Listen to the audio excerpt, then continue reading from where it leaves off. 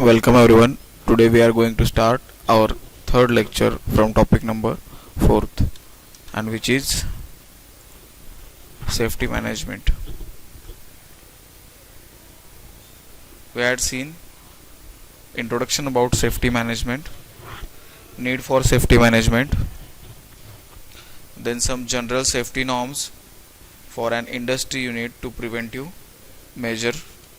त्याच्यानंतर preventive measures कुठले कुठले आहेत, इफ वी कॅप्चर इट किंवा आपण जर ते समजून घेतले, जर मेंटेन केले आपल्या इथं, तर आपण ॲक्सिडेंट होण्याचे जे चान्सेस आहेत ते मिनिमाइज होणार आहेत. ओके, सो त्याच्यानंतर लॉसेस ड्यू टू ॲक्सिडेंट, अपघातामुळे होणारे जे काही नुकसान आहे कंपनीला, ओके, डायरेक्ट वेनं किंवा इनडायरेक्ट वेनं. ओके, डायरेक्ट लॉसेस और इनडायरेक्ट लॉसेस ते आपण दोन्ही बघितलेलं. त्याच्यानंतर टाइप्स ऑफ इंडस्ट्रियल ॲक्सिडेंट बघितले आपण, मशिनरी इन्क्लूड आणि विदाऊट मशिनरी. त्याच्यानंतर further accidents can be classified, म्हणजे ॲक्सिडेंट कसे क्लासिफाय करू शकतो आपण ते सुद्धा बघितलेलं, बेस्ड ऑन सिव्हिरिटी, आणि त्याच्यानंतर based on place of accident. Okay, then next we are moving towards causes of accident. Accident का होतात, ओके, म्हणजे कुठल्या गोष्टींमुळे ॲक्सिडेंट होत आहेत ते आपण जरा बघूया. Majority of industrial accident are due to transmission machinery, for example gears, belt, pulleys, okay, coupling, shafting, त्याच्यानंतर cutters, tools, clutch of cutting machinery. Okay, clutch of cutting machineries.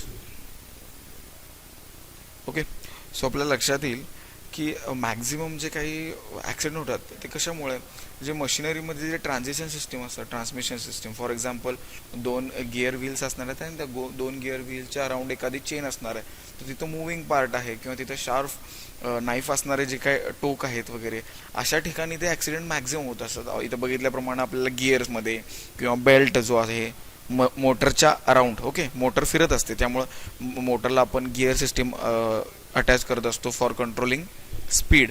Okay, speed कंट्रोलसाठी आपण gear system include करत असतो. So तिथं belt असतोय, बेल्टमध्ये काहीतरी आपले कपडे cloth वगैरे अडकण्याची शक्यता असतात, पुलीज असतात, त्याच्यानंतर कपलिंग, या सगळ्या गोष्टी आहेत त्या रोटेटिंग किंवा जे ट्रान्समिशन असतं मशिनरीमध्ये, म्हणजे पॉवरचं जे ट्रान्समिशन आहे, ओके, त्या गोष्टींमध्ये इन्क्लूड असतं maximum. To minimize the accidents, it is necessary to know about the causes of accident. तर तुम्हाला ॲक्सिडेंट जर मिनिमाइज करायचे असतील तर तुम्हाला ॲक्सिडेंट का होतात ते समजून घेणं गरजेचं आहे, बरोबर आहे. So general causes of accidents are given below. खाली काही गोष्टी दिल्या आहेत कुठल्या गोष्टींमुळे घडतंय. Accident due to dangerous machines, this accident causes occurs from boilers, pressure vessels, prime movers, transmission system. Unsafe physical conditions, it includes improper gear, improper illumination, improper ventilation and unsafe clothes. Okay, normally accident कुठल्या गोष्टींमुळे होतात तर maximum dangerous machines असतात जे जिथं prime mover include आहे. Prime mover कुठं असतो तर जनरेटर वगैरे आहे त्या ठिकाणी तुम्हाला बघायला मिळेल, जिथं प्रेशर वेसल्स आहेत. ओके, प्रेशर वेसल्स किंवा एखादं जर शुगर प्लांट असेल किंवा काहीतरी इंडस्ट्री असेल मोठी जिथं बॉयलर आहेत, तर अशा ठिकाणी मॅक्झिमम ॲक्सिडेंट होतात. ओके, सो अशा ठिकाणी काम करत असताना जे काही जर तुम्ही जे काही क्लॉथ्स वेअर केलेले आहेत, म्हणजे तुम्ही काही कपडे घेतलेत, तर ते सेफ आहेत का, किंवा तिथं जर तुम्ही काम करत असाल तर तिथलं व्हेंटिलेशन प्रॉपर आहे का, तुम्हाला श्वास घ्यायला काही त्रास वगैरे आहे का. इन केस जर तुम्ही बॉयलर शेजारी काम करताय किंवा प्राईम मूवर जवळ जर तुमचं तिथं काम चालू आहे आजूबाजूला, तर तिथं इल्युमिनेशन प्रॉपर आहे का, कळते का, म्हणजे तिथं लाईट वगैरे सेफ आहे का. जर लाईट नसेल, लाईट अवेलेबल नसेल, तिथं प्रकाश नसेल, तर काय होणार आहे, तिथं ॲक्सिडेंट होण्याची शक्यता आहे. Okay, the moving object, sometime moving object causes accident. Maximum type जे काही स्टेबल गोष्टी आहेत त्या आपल्याला ॲक्सिडेंट करत नाही, त्याच्यामुळे ॲक्सिडेंट होत नाही, पण जे मुव्हिंग ऑब्जेक्ट असणार आहेत त्यामुळेच मॅक्झिमम ॲक्सिडेंट होत असतोय. त्यामुळे आपण इथे सांगितल्याप्रमाणे जे मेकॅनिकल टूल्स असणार आहेत, for example gear, belt, pulleys, okay, coupling, shaft वगैरे अशा पद्धतीच्या गोष्टी आहेत त्या आपल्याला विचार causes for an accident. Next, causes of accident due to worker. आता ॲक्सिडेंट वर्करमुळं कसं होऊ शकतो बघा, म्हणजे ज्यामध्ये पूर्ण रिस्पॉन्सिबल हा वर्कर असणार आहे. In that first one, stress in work.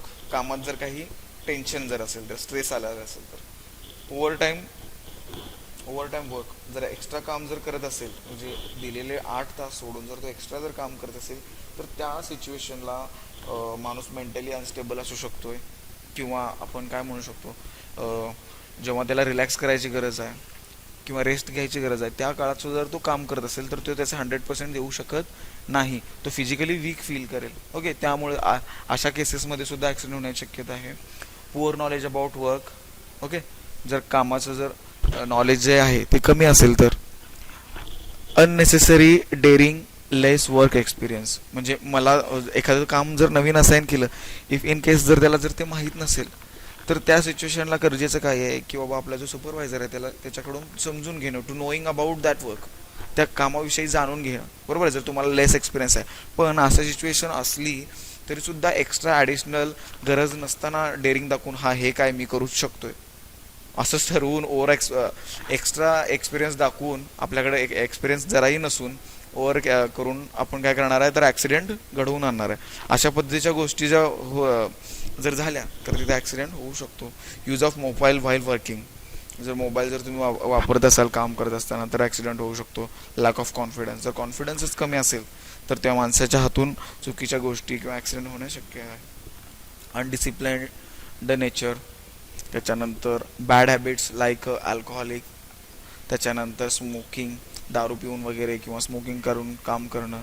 Working without authority, कोणाची परमिशन न घेता काम करणं. Unstable mental condition as I explain in that over time working. Fear of accident.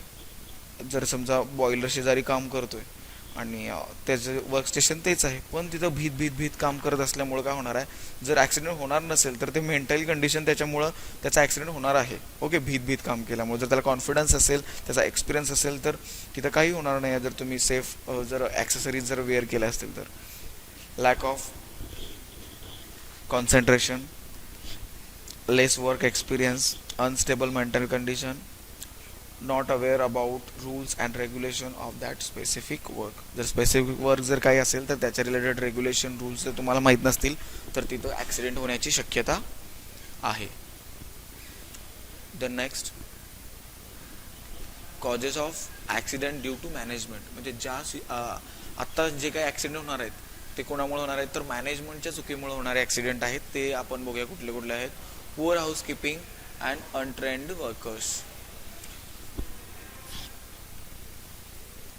जे काही आपलं जिथं वर्क स्टेशन आहे किंवा इंडस्ट्री जी आहे ती अनक्लीन असेल, हाऊसकीपिंग जर केलेलं नसेल तिथलं तर तिथं काय होणार आहे, ॲक्सिडेंट होण्याची शक्यता आहे. आणि अनट्रेन्ड वर्कर्स, जर वर्कर जर न शिकलेले किंवा जर त्यांना ट्रेनिंग न दिलेला जर काम तसंच जर तुम्ही डायरेक्टली कामावर लावला तर तिथं ॲक्सिडेंट होण्याची शक्यता आहे. Bad construction of plant.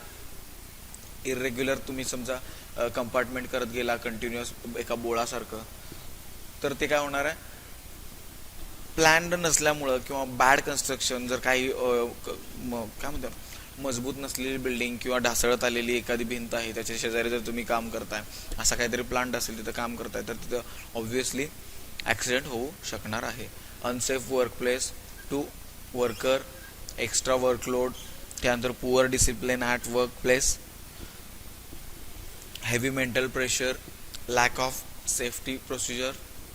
त्याच्यानंतर heavy mental pressure on workforce. त्याच्यानंतर no plans for plant protection, no provision of safety equipment, faulty equipments, unguard moving parts. Unguard moving parts तुम्ही कंटिन्युअसली ऐकत असाल. अनगार्ड मुव्हिंग पार्ट्स म्हणजे काय तर नॉर्मली आपण cycle बघत असतो बघा, एखादं जर मुव्हिंग व्हील असते आपण जिथं पॅन्डल मारतो त्याच्यावरती ज्यावर चेन रोटेट होत असते त्यामध्ये जर नवीन घेतला असेल तुम्ही सायकल, तर त्याच्यावर एखादी कॅप असते बघा, त्याला गार्ड लावलेलं असते, म्हणजे जेणेकरून तुमचा पाय डिरेक्टली चेनच्या कॉन्टॅक्टमध्ये येणार नाही. पण जर ओल्ड झालं असेल तर त्याच्यावरचं जे काही कॅप वगैरे लावलेले असते ते निघून जाते, म्हणजे ते डिरेक्टली तुम्हाला ते पॅन्डल आणि त्याच्यावरती चेन आणि त्याचे जे नाईफ असलेले जे टोक असते, टीथ म्हणतो आपण त्याला, पिच, ओके, पिच म्हणतो आपण ह्याच्या व्हील्सवरचे, ते तुम्हाला डिरेक्टली दिसतात. सो त्याच्यावर अनगार्ड मुव्हिंग पार्ट्स असतील तर ते ॲक्सिडेंट होणार आहे. रॉंग असाइनमेंट ऑफ वर्क, जर तुम्ही चुकीचं काम चुकीच्या व्यक्तीला जर असाइन जर केलं असेल मॅनेजमेंटनं, तरीसुद्धा ॲक्सिडेंट होण्याची शक्यता आहे. केअरलेस मॅनेजमेंट अप्रोच, समजा इन केस जर काही चुकीचं होतं आहे किंवा फॉल्टी इक्विपमेंट आहे आणि जर एम्प्लॉईने सांगितलं आपल्या एम्प्लॉयरला, म्हणजे सुपरवायझरला किंवा जे वरत्या अथॉरिटीजनं सांगितलं की आम्ही ज्या इक्विपमेंटवर किंवा मशिनरीवर काम करतोय ते व्यवस्थित नाही आहेत, त्याचं मेंटेनन्स करणं गरजेचं आहे, पण त्या सिच्युएशनला मॅनेजमेंटने जर त्याची दखल घेतली नाही आणि continuously they are working on it, म्हणजे ॲज इट इज ते काम करतात तसेच, तर त्या सिच्युएशनला मेंटेनन्स प्रॉपर न झाल्यामुळं तिथं ॲक्सिडेंट होण्याची शक्यता आहे.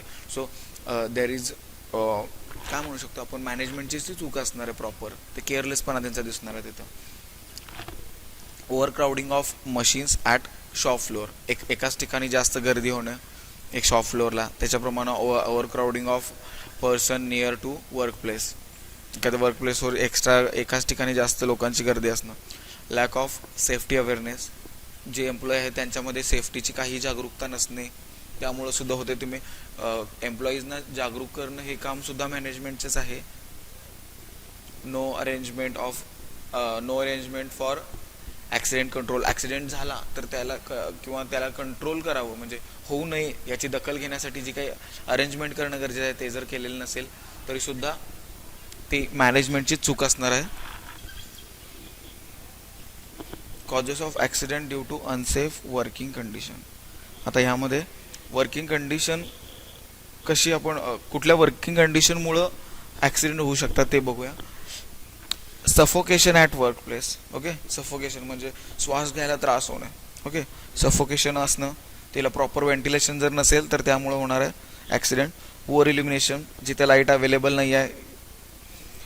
वीक मशीन फाउंडेशन, जर एखादं मशीन आहे जर ते एखाद्या फाउंडेशनवर हे केलं असेल, ड्रिल करून जर फिक्स केलं असेल तर ती फाउंडेशन जर वीक असेल तर that may causes accident.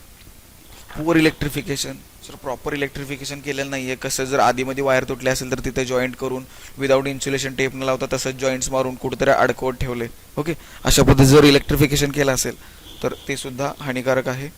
Poor work place layout, जर लेआउट जर तो फॉल्टी असेल, पुअर असेल, जे कसंही कुठेही ठेवलेलं आहे अशा पद्धतीचं. ऑइली सरफेस किंवा स्लिपरी फ्लोअर जर असेल, घसरणारा जर फ्लोअरिंग असेल तर ते सुद्धा ॲक्सिडेंट घडवू शकते. अननोटिसेबल टर्न्स अँड क्रॉसिंग्स, ओके, एकदमच इंडस्ट्रीमध्ये जाता जाता एकदमच असा टर्न आहे, अंधार, तिथे इल्युमिनेशन प्रॉपर नाही आहे, म्हणजे एखादा हॉल आहे आणि हॉलच्या एकदम एंडला एकदमच टर्न आहे, क्रॉसिंग्स वगैरे आहेत, अशा पद्धतीचं म्हणजे जे कन्स्ट्रक्शन ओरिएंटेड जे काही काम आहे इंडस्ट्रीनं करणं तर ते केलेलं नसेल तर, okay. Unnecessary slopes and steps on shop floor, जर एकदमच सडनली स्लोप आला, नॉर्मल फ्लॅट फ्लोअर आहे आणि एकदमच स्लोप आहे, तिथं हे पायऱ्या नाही आहेत, अशा पद्धतीच्या जर काही गोष्टी एकदम असेल तर नवख्या माणसाला ते ॲक्सिडेंट होण्याची शक्यता आहे. ह्युमिडिटी.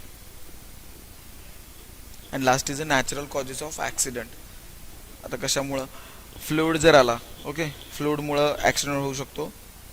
स्नोफॉल, हेवी रेन, भरपूर जोराचा पाऊस, अर्थक्वेक, भूकंप वगैरे, त्याच्यानंतर टेम्परेचर स्ट्रोक्स, त्याच्यानंतर सायक्लोन, चक्रीवादळ वगैरे, किंवा लँडस्लाईड, ओके, एखादी जमीन घसरली आपण म्हणतो, अशा पद्धतीचे जे नॅचरल गोष्टी आहेत त्यासुद्धा ॲक्सिडेंटसाठी कॉजेस असू शकतात.